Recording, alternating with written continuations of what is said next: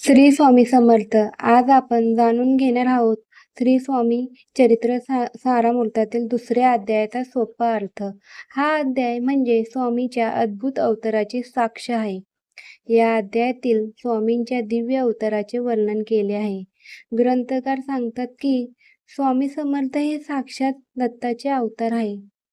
त्यांनी मानवाच्या कल्याणासाठी जे रूप धारण केले हे विशेष म्हणजे स्वामींचा जन्म इतर मानवासारखा नसून ते स्वयंभू आहे, म्हणजेच ते स्वतःहून प्रकट झाले आहेत.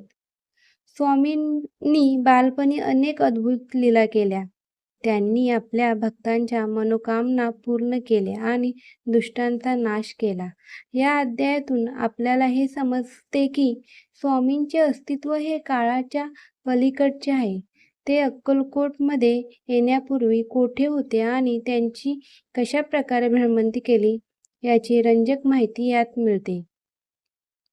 अध्याय दुसरा आपल्याला सांगतो की जेव्हा जेव्हा धर्मावर ग्लानी येते तेव्हा देव स्वतः अवतार घेतात. स्वामींच्या या अवतारावर श्रद्धा ठेवून जो हा अध्याय वाचेल त्याच्या सर्व अडथळे दूर होतील. व्हिडिओ आवडल्यास लाईक करा आणि कमेंट्समध्ये श्री स्वामी समर्थ लिहायला विसरू नका. पाहत राहा लाईफ विथ मोहिनी AI.